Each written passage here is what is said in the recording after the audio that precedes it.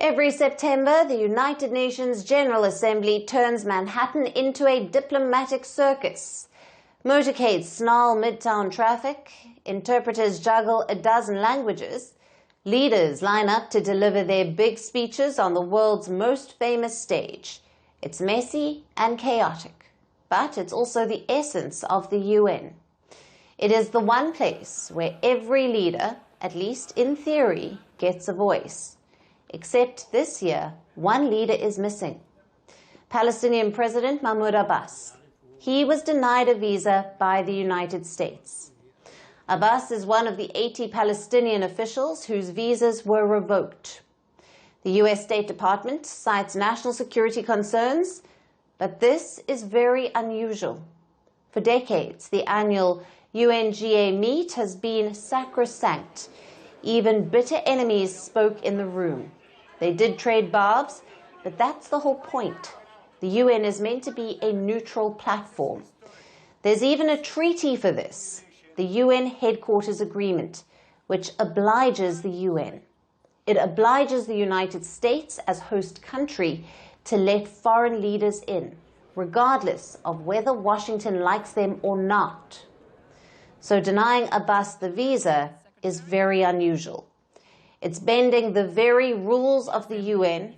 Now, to salvage the moment, the UN voted overwhelmingly to let Abbas speak via video.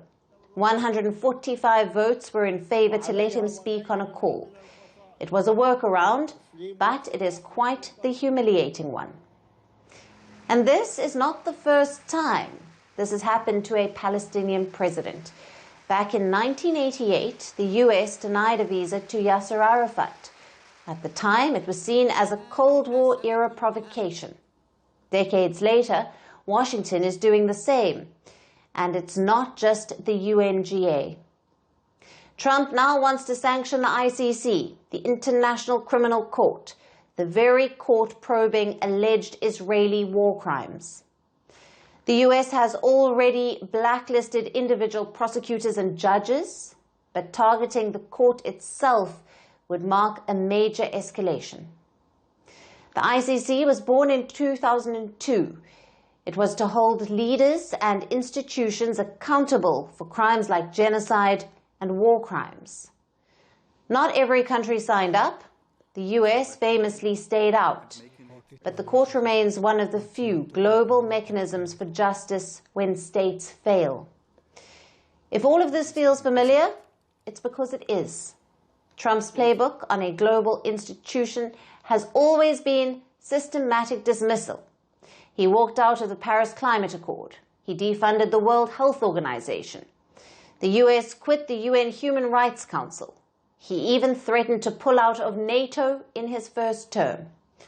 Now the UN and the ICC are in the firing line. And that's dangerous, because these institutions of the UN, the ICC, the very system of multilateral diplomacy exist because America built them after World War II. Washington wanted a world governed by rules. By undermining them now, the US is tearing down its own legacy. And remember, the UN is only as strong as its members' respect for the rules. If the host country starts bending them, what message does that send? The visa ban on Mahmoud Abbas wasn't just about Palestine.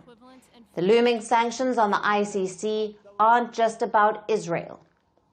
Together, they signal something bigger. A superpower questioning whether it still wants to play by the very rules it wrote. And the rest of the world? It's beginning to wonder if the referee has walked off the field.